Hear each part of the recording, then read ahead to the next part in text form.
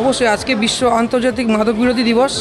তো সেখানে এরকম একটা গ্রাম বাংলার একটি স্কুলে আমরা সবাই মিলে মিলিত হয়েছি এবং মাদকের যে এই সর্বনাশা দিকগুলো সেগুলোকে ওদের সামনে আমরা তুলে ধরলাম, চেষ্টা করলাম সচেতন করার। কারণ পরবর্তী জীবনে মাদক যে কী পরিমাণে সোশিও কালচারাল যে লাইফগুলো আমাদের আর্থসামাজিক বিভিন্ন স্ট্রাকচারগুলো ধ্বংস করে দেয়, জিরোতে নামিয়ে দেয় একটা মানুষকে, সেই জায়গা থেকে ওদের সচেতন করার চেষ্টা করলাম যাতে ওরা সেই পথে পা না দেয়, সমাজকে গড়ে তুলতে পারে ভবিষ্যতের দিকে।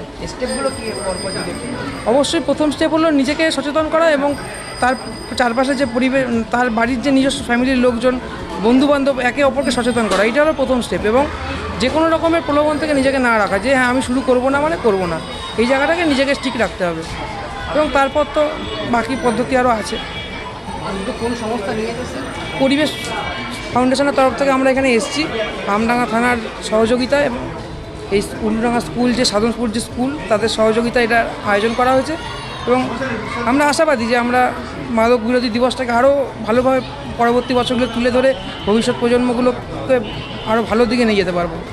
চিকিৎসা ব্যবস্থায় এর নেগেটিভ কুফলগুলো কী? কুফল দেখুন, চিকিৎসা ব্যবস্থার কুফল সেরকমভাবে বলবো না, কারণ প্রত্যেক সব কিছুরই কিছু ভালো দিক খারাপ দিক থাকে। আমাদের দেখতে হবে যে আমরা তার থেকে ভালো কতটা পাচ্ছি ব্যালেন্স করে। যে কোনো রকম চিকিৎসারই কিছু থাকে, তবে ঠিক আছে, নেশা বিরোধী যে নেশা মুক্তির যে চিকিৎসা পদ্ধতিগুলো অনেকটাই ভালো, এবং যদি সম্পূর্ণভাবে মোটিভেটেড থাকে ফ্যামিলি মেম্বার্সরা এবং পেশেন্ট নিজে, তাহলে অবশ্যই একটা গ্রুপ ওয়ার্ক করে আমরা তাদেরকে নেশা মুক্তি থেকে বের করতে পারি। এবং সাইড এফেক্টটা তো খুবই কম, সেটা নিয়ে না ভাবলেও চলবে। আমি ডক্টর জয়দীপ পণ্ডিত, Sagar Dutta medical college, psychiatrist. আমি একটা বিষয় বলতে যাচ্ছি যে স্যার এক্ষুনি বললেন যে কোনো মাদক সেবন করে যদি কোনো প্রবলেম হয় তাহলে সরকারি হাসপাতালে যাও। তাহলে মাদক দ্রব্যের লাইসেন্সগুলো সরকার কেন দিচ্ছে? সরকার লাইসেন্স দিচ্ছে মাদক দ্রব্য বিক্রি করার জন্য, আর সেই মাদক দ্রব্য খেয়ে কোনো কিছু ক্ষতি হলে সরকারি হাসপাতালে যাও সেটা চিকিৎসা করার জন্য। এটা যদি একটু বলতেন খুব ভালো হতো।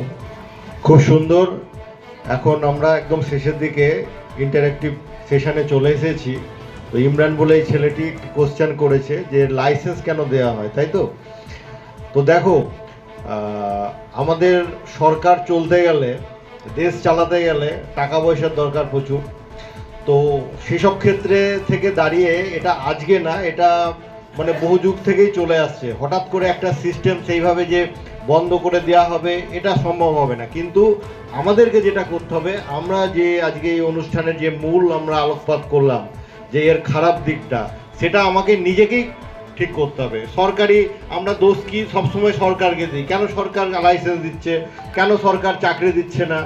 কেন চাকরি যদি নাও হয়, চাকরি ছাড়া অন্য কিছু করা যাবে না? আমি বিজনেস করতে পারি, আমি আমার মতো কোনো স্টার্ট আপ করতে পারি। এখন তো অনেক রকম পথ খুলে গেছে। সুতরাং কাউকে দোষারোপ না করে নিজেকে চিন্তা করতে হবে আমি নিজেকে কিভাবে আপলিফ্ট করব। ঠিক আছে? Thank you.